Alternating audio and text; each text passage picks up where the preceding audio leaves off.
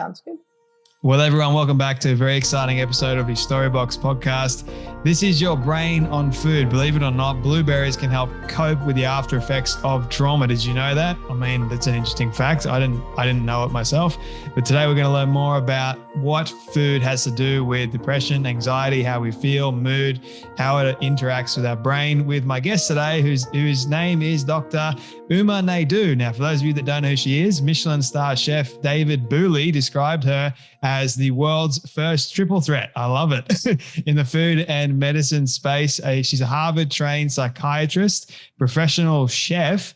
I'm still trying to work up my chefing skills. I don't think I'll be able to match hers, but anyway, I can try. She graduated with her culinary school's most coveted award and a trained nutritional specialist as well. Her nexus of interests have found her niche in nutritional psychiatry, which I think is a pretty cool niche and something that not many people dive into these days. They dive into more food and relationships with food, but not the psychiatry aspects. Dr. Naidoo, can I welcome you so much to the Storybox podcast today? I'm so excited to be here. Thanks for inviting me, and I'm excited to chat today. I'm very much excited to have this conversation with you because, like I mentioned a moment ago, food and psychiatry, two things that I love. I'm not exactly well-versed in both, although I eat a lot of food, and I like having conversations with people about the brain and science and that sort of thing. So I think we're going to get on well today. Before we dive further into your story and everything like that, my very first question for you is, what does success look like for you? Interesting. So success, I think, is an interesting question because I feel like for me, I'm really always challenging myself, and I'm not entirely sure that I know that definition or that I would pretend to know it. But for me, it's really been upping my game in whatever I do. So my greatest competitor is myself. And I respect what everyone else is doing. I love to read and hear what my colleagues are up to. But really, when I do something, the next time I do it, I want to improve myself. And so success for me is really the feeling of joy around being able to bring my mission forward around nutritional psychiatry, because I'm really here to change the conversation in our relationship with food. Yeah.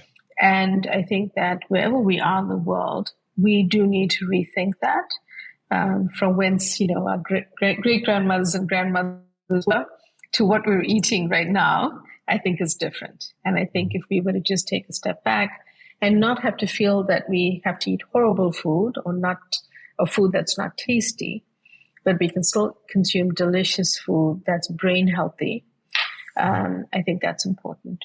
So, were you always like that? Like the person that always wanted to challenge yourself, constantly improve? I think so. I think I came to the world that way. I call myself, you call me a triple threat, and I know I have been called that, and I'm grateful and I'm honored. I was also kind of a preschool dropout. Right? I refused to go to preschool. And I wanted to hang out with my maternal grandmother before school. And this was because I loved her so much, and my book is dedicated to her, and did not really want to hang out and go to school. So before, regular school, I spent a lot of time with her, and I had kind of natural, healthy eating habits from my grandparents without even knowing it. And I would always ask questions, and I wanted to know more. So they entertained me. They taught me yoga and meditation and whatever they knew about Ayurveda. And, it was just, I was kind of that kid, was asking the questions. But I also was a pretty happy to spend the time with them. And now I look back and I really relish those moments. So yeah, I guess I was that one asking the questions. I can relate to that because I was very much the same with my grandfather and grandmother. Any excuse I could get to go and see them and spend time with them, I would. I'd fake being sick sometimes just so my grandparents would come over and look after me. So yeah, I completely understand that side of things. But what did your grandmother teach you about the importance of food and nutrition? I would watch what she did, and I was little, so I was allowed. My mom was in medical school at the time, so during the day I would hang out with grandmother. And so I'd watch her, and she'd talk to me and engage me in the conversation. So if she's cleaning vegetables, she'd show me. Obviously I was too little to use a knife, so if I could shell peas or sort through lentils and kind of find the lentils that we shouldn't use and that type of stuff. She would me in that conversation just naturally because she'd involve me in what she was doing. And I would go with her to the garden and pick fresh vegetables, and we'd wash them. Then I'd see her chop the herbs and, cut up the vegetables that we just plucked. So a lot of it almost came in a very natural way. She wasn't sort of giving me a lesson. She was just teaching me how to live in the world through her journey. And it was very powerful when I think back because it was honest and it was simple and it was really eating true whole foods. And so when I think about it, that was what I grew up eating and it was very special to me. And I'll tell you that when I moved to study in Boston, it was the first time in my life that I ever ate anything sweet for breakfast because breakfast was always a savory meal. Certainly in the culture I came from, but also it was unusual to be offered a donut, or that type of thing. So I think that, those are the things when I think back, when you acculturate, these are important things to think about because it doesn't always match maybe the best health benefit or maybe what you were doing was actually maybe working. So I just think we need to be mindful all the time. Where did your grandmother learn the importance of the proper foods, the whole grains, the whole foods? From her mother, from her grandmother. It was all generational. My grandmother finished most of school, and she was a pianist, just part-time because she enjoyed music. And so it was generationally learned. But as the generations went by, like her children were mostly physicians, school teachers, dentists, so she had a large family. But she really learned that from her family, and she wanted to pass it on. And I have to tell you, I don't think that it was even that they realized they were passing it on. This was just what they knew. This is how they ate. This is how they lived. And this is what they wanted to show their children. And I think it was, the industrialization of food that certainly started to impact the United States when high fructose corn syrup was introduced, when way back when frozen meals were introduced, and made it easier for women to, heat up a frozen dinner because they didn't have to prepare everything from scratch. So all of that, came along, and I don't think we always understood the health impacts of those things. Yeah, it's kind of like the Western diet where we're too busy to really prepare the right kinds of foods. And as such, it impacts a lot of our health, which is why you do talk about in your book, this is your brain on food. And, I think diet is one of the most important things, and we often take it for granted for whatever reason. It's like this food tastes great, so I'm going to have more of it. And then we supplement the good foods, like the nice healthy vegetables, for the unhealthy foods because it tastes better. Right.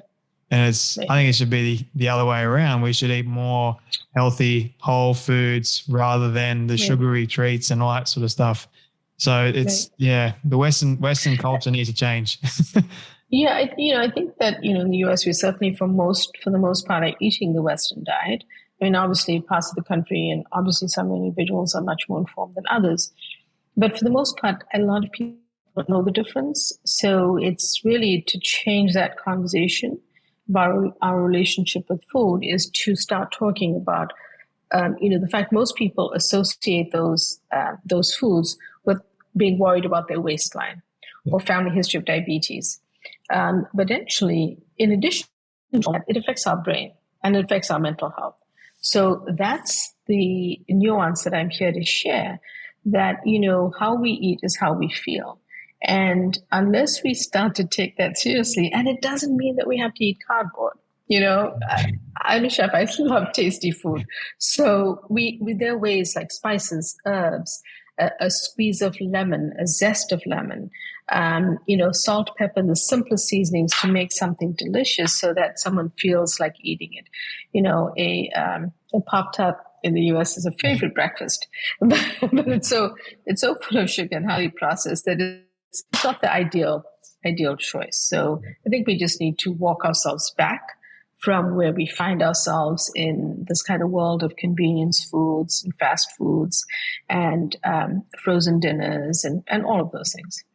Do you believe in the saying that food is medicine? I completely do.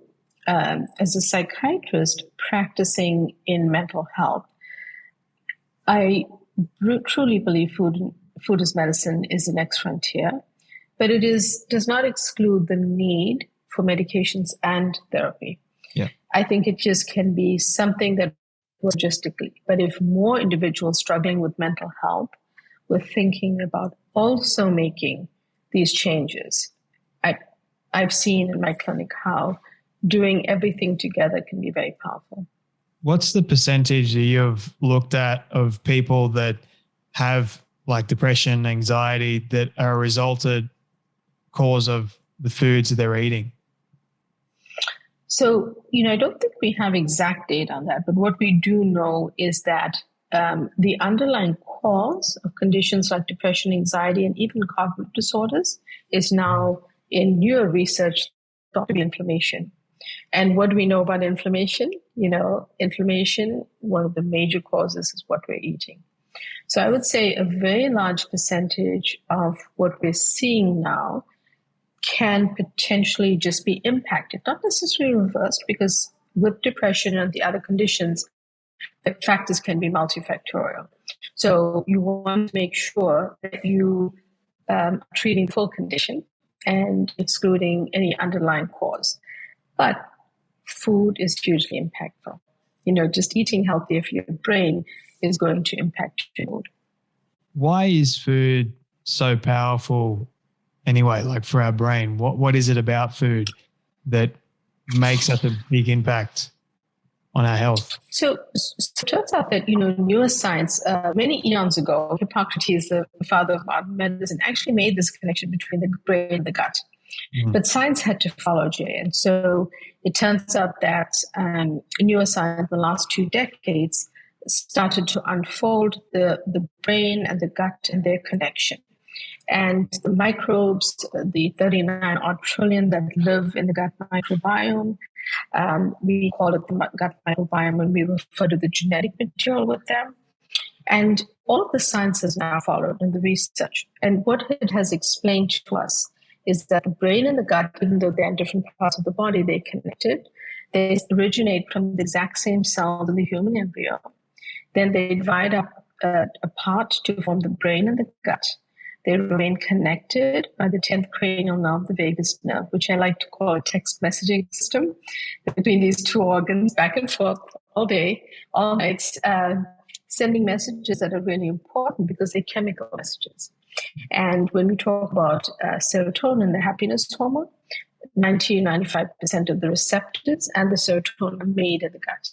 So if you've ever had a friend or family member take Prozac, Zoloft, names in the United States, which are fluoxetine or sertraline, generically, often they might have digestive issues initially, discomfort, nausea, and things like that. And that's because of the location of the receptors and the serotonin. So all of this really informed us that there's this real connection and that what we eat and the digestive products are important. Because if I'm eating a healthy meal, the breakdown products of digestion are things like short-chain fatty acids, really great benefits to the brain and the body. When I'm eating only fast foods, and that's what I'm living on, the breakdown products actually feed the bad microbes, and those breakdown products are more toxic, and they lead to dysbiosis and an imbalance in the gut. So we want to sort of think about it in simple terms that way, and try to think of how we can eat those healthy whole foods that make up really great nutrition for the good microbes in the gut. Were you a happy child? I like to think so. I was kind of quiet and studious, but I was always smiling and always, either playing with friends or playing with my grandmother or visiting with my family. I grew up a large extended family, so we had some very happy times. So. Was it because of what your grandmother showed you that sort of made you want to go into the field of psychiatry and nutritional things like that? I come from a family of physicians. So my grandmother herself was not a physician. Neither was my grandfather. He was a school teacher.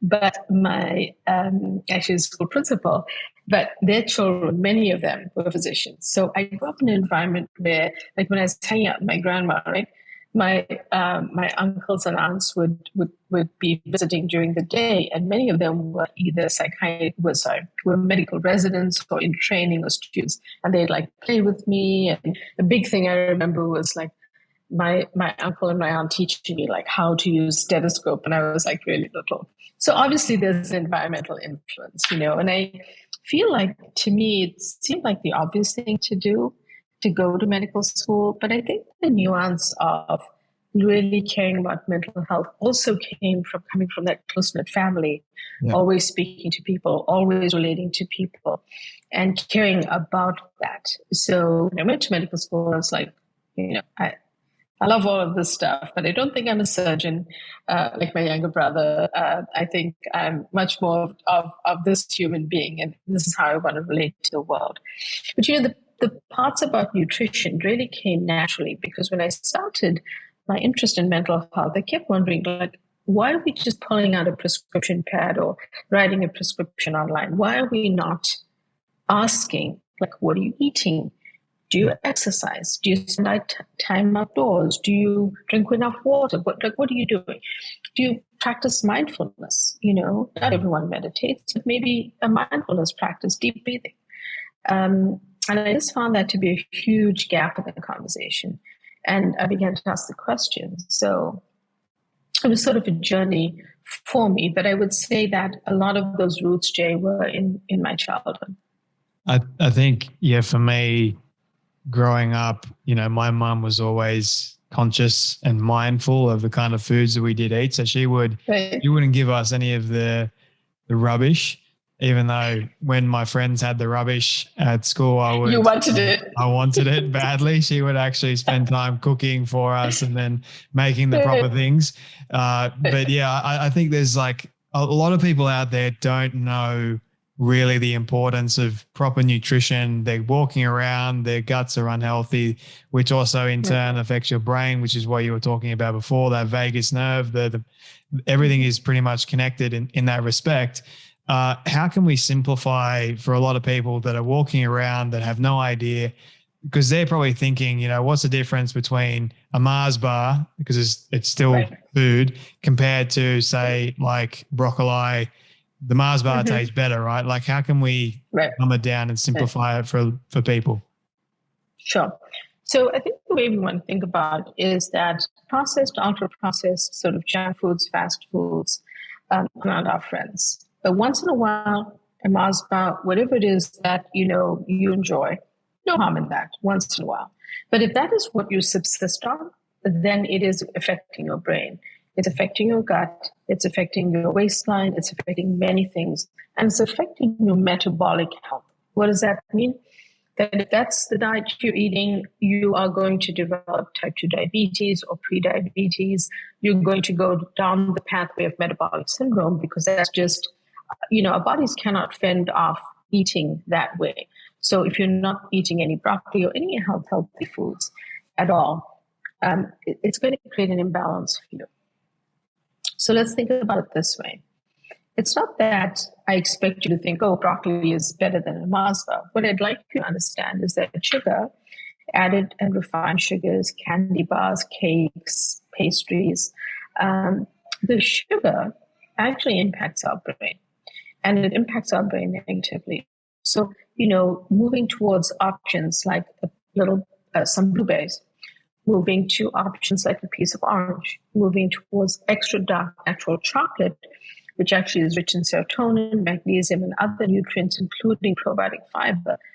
That's different. You're eating a square of a small piece of dark chocolate that's natural is actually good for your brain. So as much as we can start to think that way, away from the cake and candy every day, the better we'll be. So if we were to rethink our, what I call a nutritional psychiatry plate, you really want to be plant-rich in that. The best veggies for you that are low calorie and which you can spice up with flavoring and spices and so many good things are the sulforaphane-rich veggies like the cauliflower, the broccoli, the cabbage, the Brussels sprouts, and the green beans. And then you want to think about leafy greens. All of these bring fiber to your gut and they nurture those gut microbes and they're great for you. So these are ways, you have to kind of be innovative to make them delicious. And then think about clean sources of protein. And when you think about a plate, right, think about this for a second. You think each thing on the plate is separate and whole. Yeah. It's not a mishmash of something that comes out of a jar or comes out of a box. And there's a slight difference there. Now, it's really hard in our modern world to avoid a processed packaged food. But when we can, if we can just eat healthy whole foods, we will be significantly better off. And the hidden armor that we're not using are spices and herbs, because spices and herbs basically are very low calorie, if no calorie, have no added salt, sugar, or preservatives. They can make everything delicious, including broccoli.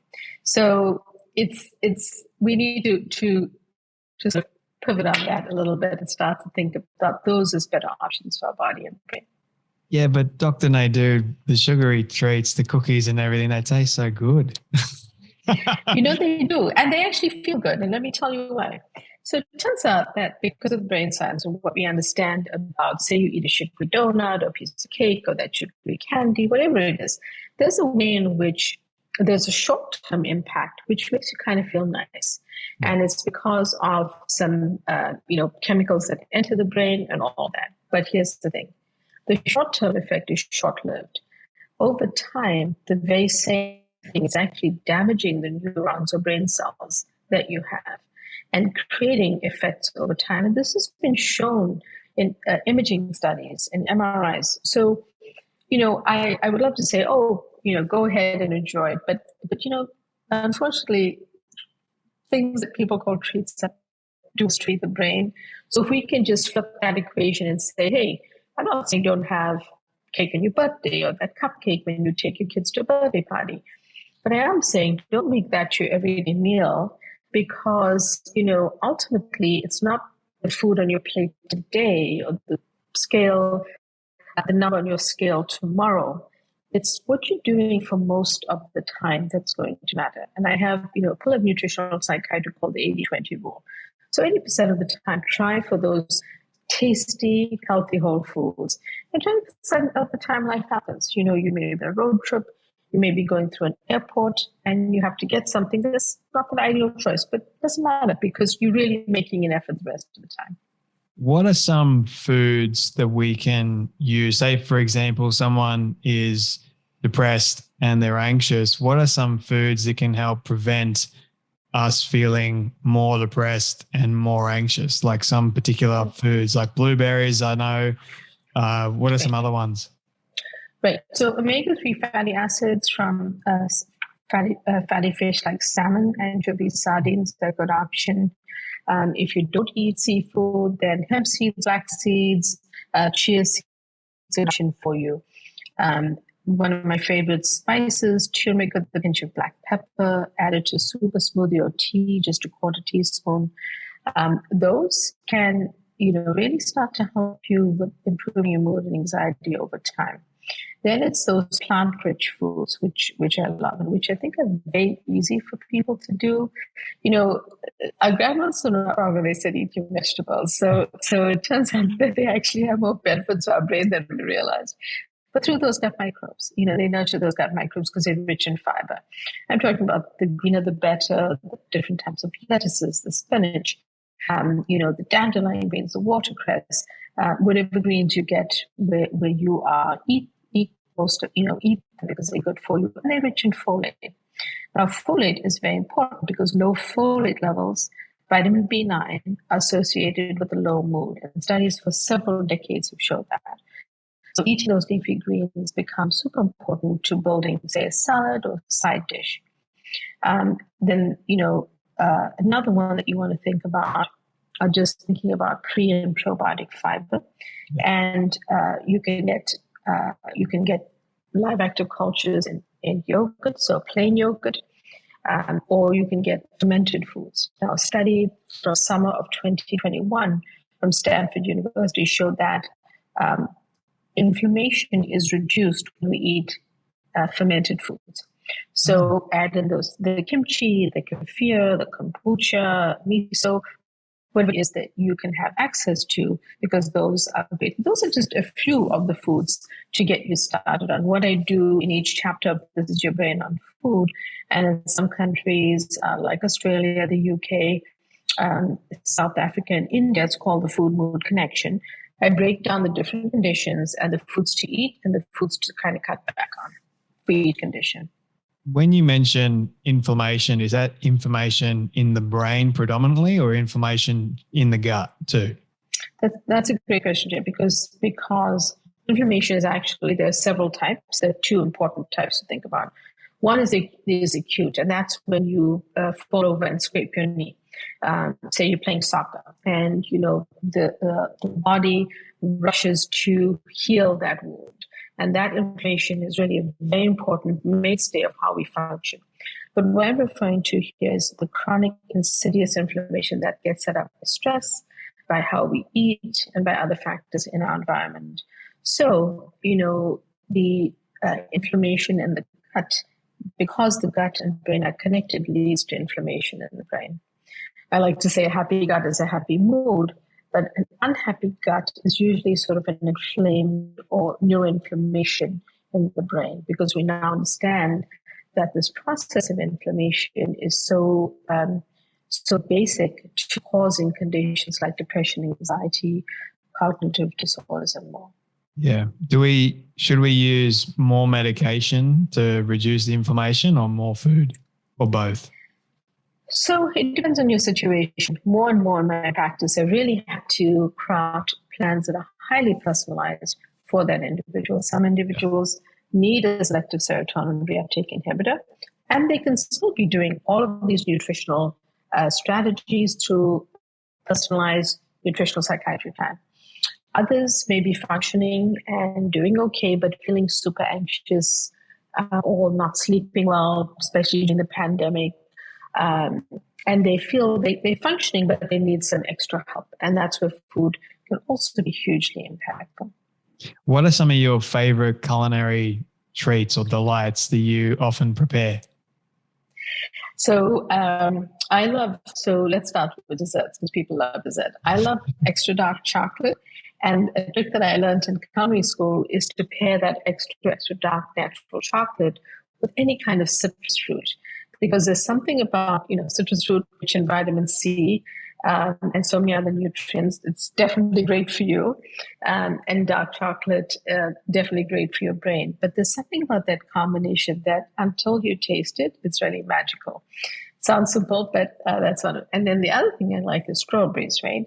Strawberries rich in so many plant polyphenols and great for your brain and body, rich in fiber, and dipped in extra dark natural chocolate, great combination. So, something that I love to make. But then in terms of everyday foods, I love things like chia pudding. Simple, pretty much 2 ingredients. And I have the recipe in chapter 11. And these are things I can prep on a Sunday for the whole week. So the thing about chia seeds is they're rich in protein and fiber. They have those short chain omega-3 fatty acids, and just a little bit in a little jar, a little mason jar, is so filling because they absorb, say, things like coconut milk, and they swell up, and they're very, very filling, and they're nutritious. So I love that because it's small. I can carry it. I can even carry it on a plane because it gels up, so it's solid. and I can have a little snack with me, and it's filling. That's the biggest thing. Is it's something that I can add berries to, nuts, sliced coconut that's dehydrated without added sugar. So many things that I can do with that. And then I love a salad, but I love making the salad as challenging and as diverse, different colors and textures and nuts and seeds and different types of greens as I can. And what I find is that when I make myself a hearty salad, I'm actually pretty full just from chewing it. I'm chewing it. Sometimes I'm working, I'll admit, eating my lunch, but I'm actually satiated because it's filling and it's enjoyable. And I love making things like a mason jar with my own vinaigrette, like 3 ingredients, and I use that for the week and I keep it in the fridge. It's for me, it's about making the work week easy, but including things that I enjoy to eat. I'm personally a big fan of vanilla chia seed pudding. That I like that. Is delicious. And then the rice pudding, you can make it better, but you put chia seeds in it too. So it's like a double whammy. You can add chia seeds. Yeah. And then chia seeds to that. They have a chia seed protein shake, but the protein that you get isn't from like whey protein or anything like that because that makes my gut upset. So I get it from natural sources of protein, like you got chickpea protein, or you got a yogurt that's got protein in it, like it's a natural form, which I like. It's absolutely delicious, and you put strawberries and everything in there too, and it's just like a whole combination of goodness. And then I love how you mentioned a hearty salad. Yeah, you feel a lot better after a hearty salad, and they can be rather filling. But I guess I wanted to ask you a few more questions, if that's okay with you, Dr. Naidoo. Yeah. I'm really enjoying this conversation, learning a lot. Me too. The idea of subscribing to many different diets, I mean, there's so many out there. I know someone should figure out the kind of diet that works for them, but what would you say to this question of choosing the right diet? Is there such a thing? I've thought about this question a lot, and I feel that my position on this is pretty has really evolved over time. I don't feel there's a perfect diet. I feel that the diet has to be defined by the person because the gut microbiome is so unique. It's like a thumbprint. So the perfect diet for you, maybe even if we ate exactly the same things, may not be the best for me. And that's what I found clinically, and the research backs that up. So although there are different voices, media, individuals, books, whatever it is, that proposes only one kind of diet, I would just ask you to see what works for you. But there's some guiding principles.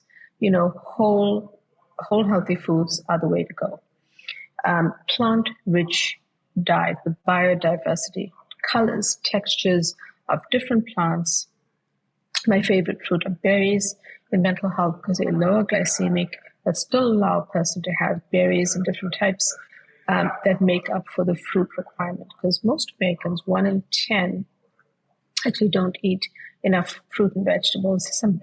These are basic pillars, right, of our health. And then, I'd like people to think about healthy fats. So leaning into avocado, into olive oil, into avocado oil are better for us. And then clean protein. So if you eat chicken, if you can try to get an organic pastured chicken. If you eat eggs, cage-free eggs. So, and maybe you vegetarian, organic, non-GMO tofu, chickpeas, things that work for your diet.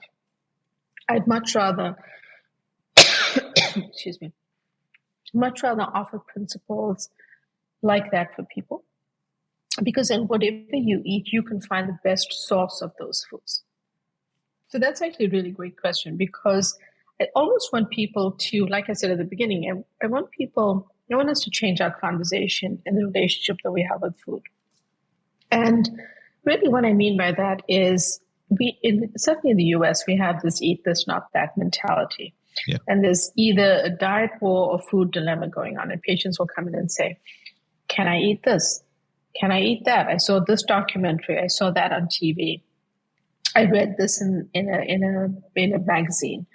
And I think that they end up very confused. So for me, the way forward is your personal way forward to your better mental health is what you eat, but improving what that is. If you wish to change your diet and become vegetarian, that's completely fine. Just get good sources of the food you're eating. Maybe you a pescatarian and you want to start eating red meat. That's fine. Just make sure if you can, and it's within your budget, try to get those more organic grass-fed meats because, and here in the United States, I support regenerative farming. Yeah. So I say to people, that's another way to get your meats from smaller farms and enjoy it. But, maybe you're pure vegetarian or maybe you're vegan and entirely plant-based. There are great sources of food for you too. Whatever it is, there are ways to tweak that to make it better for your mental health. Yeah. And I want to say, Jay, that I grew up, my childhood was spent, before I moved to the US to study, I grew up in South Africa. And South Africa, at the time that I grew up, was still in the kind of height of apartheid. And, people were discredited and excluded and from things because of their skin color. And I feel very strongly about excluding anything or anyone. So my food philosophy really comes from my roots. I don't want anyone to ever feel bad because of what they eat. If you eat a steak in front of me and I'm vegetarian, that's cool. That's what you eat.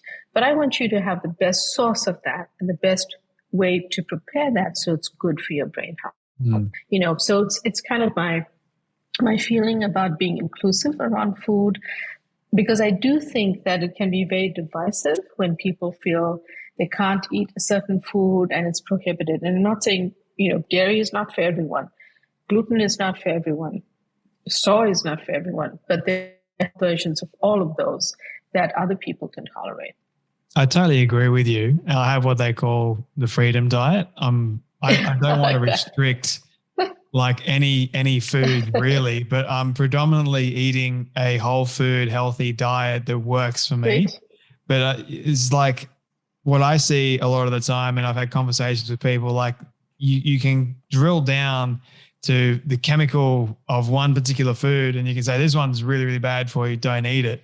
I'm like, but life's meant to be enjoyed. Like, come on. I mean, you can't. Food is so much joy. Exactly. I mean, it's there for a reason. Like not overindulging in certain things. I think but enjoy it. Right? You got to enjoy it. Like, so yeah, I just don't subscribe to any of those debates or arguments that get really, really heated for whatever reason. Yeah. It's crazy. It's like different diets and politics it's crazy how people can go nuts over them. Right. And the reality is that if you truly study nutritional science, I can say to you, I mentioned omega-3 fatty acids earlier. A study from a very good group of researchers in December of 2021 showed that omega-3 fatty acids in a certain population were not helpful for depression. Now, I'll ask you the question, does that mean I will say to my patients tomorrow, you should never, well, not tomorrow, it's Sunday, on Monday, you should never ever eat omega-3s and don't take a supplement for omega-3? No, because I've seen them be helpful. But that research had nuances, and it's important to integrate into my clinical knowledge and my research knowledge. But it is not, and this is the thing with nutritional science, if you said to me, should I eat something? I said back, yes, you should. There'll also be several studies I can quote that will have the opposite data. And the way that we can interpret that is we read what's out there, we see what works, but we also personalize it to what you need. And if you have an issue with it, if you say eat that food and you don't feel well, then we switch it. It's really, to me, not that complicated. I don't think we need to get into these heated debates and wars online and on Instagram or wherever it is, about what everyone should be eating. It's really for individuals decide. It's a human right, really. It really is to decide what you eat. And I should not be telling you, you have to eat this only. But I will guide you to what's better for your mental health. Absolutely. And also those debates, they're funny to watch too. They're entertaining. They're entertaining, interestingly entertaining. So, but yeah, I totally understand and agree with your line of thinking. It's very much in line with mine. Because I was like very, very restrictive, and that didn't work well for me, and it just caused me more problems. So now I've just gone a diet that works for me. I'm happy with it. It keeps me happy, keeps the depression, the anxiety at bay, and I'm enjoying life as a result. So, I mean, hopefully people that are listening to this can tag along with it. Can relate to what you're saying. Yeah, but your book's called "This Is Your Brain on Food." What was the most challenging part of you writing that book? Great question. Two things. One was I wrote the introduction last, and that was where I made the decision eventually to share my personal story. And I wasn't sure initially that I wanted to do that. But after writing the whole book, it felt like that was a missing piece of how the way that I came to understand my work through almost using it myself every day when I was in treatment for cancer, became the blueprint of what I did. So that was hard because it is a big decision to include that type of personal detail. But I ended up feeling, and from the feedback I got, I feel like it was a powerful part of the book. And the other, believe it or not, was a recipe chapter. I agonized over how to make these recipes simple and easy to do for people so they would start eating healthy brain foods, and testing and, changing this and changing that. So I really agonized over that. But, the good thing is I wanted the recipes to be simple because I know that it's not easy to cook. It doesn't come naturally to everyone. And I wanted it to be approachable, that someone could feel, look, I can get a salad, a soup, I can make a frittata, I can cook something, and I can get started with these. So part of chapter 11 is how do you set up your kitchen? These are the basic pieces of equipment you need. That was important for me because I wanted people to come on this journey of learning to cook. Well, thank you for sharing your personal story a little bit. Are you cancer-free now? I'm doing well now. Thank you. I'm glad to hear that. My dad had kidney cancer recently in December, which is another reason why we're moving to Queensland to have a stress-free life. So we understand all that stuff. But yeah, he's got to change his diet too. So maybe he can listen to this. We all do. None of us is perfect, right? It's like. But yeah, I totally understand the recipe side of things. I mean, I find cooking now for myself and even for the family and my friends rather therapeutic. It's strange how that works. But yeah, I love it. But people can go and get a copy of your book. It's called This Is Your Brain on Food. I'll make sure everyone knows where to get a copy of it. They can find you at Dr. Naidoo, MD, I believe it is. Or no, not MD. It's right. So it's umanaidoomd.com is my website. And please subscribe to my newsletter where you'll get updates from me every week about the latest information and research in nutritional psychiatry. And on Instagram and other social media handles, it's at DRUMANAIDOO, which is at Dr. Naidoo. And join me there. Send us a direct message or interact with us. We love hearing from people. I'll make sure everyone knows where to get a copy of your book and where to find you. I love following you. Your work is fascinating and it's entertaining too. So I'm grateful for you sharing it. Dr. Uma, this is my final question for you. This is my all-time favorite question. I love asking all my guests at the very end. It is a hypothetical one, but I want you to imagine with me for a moment that you've been able to reach the age of 100. All your friends and your family have decided to put together a film for you of everything you've ever said and everything you've ever done. Don't ask me how in the world they got it all. We'll call it magic for the sake of argument. But they've been able to get it and show it to you on your 100th birthday. What do you want that film to say and to show about your life? I think, wanted to show that my work actually impacted the mental health of humanity, and that people truly learned something powerful about what they're doing every day, which is eating meals, preparing meals, and how powerful that food as medicine message can be for their mental health. And if it helps a few people in their mental health journey, I would feel very blessed for the work that I've done. I'm blessed today to be able to spend time with you, but thank you so much for all your work, your wisdom, your advice, and your stories, and for joining me today on the Storybox podcast. Awesome. It was great to talk to you.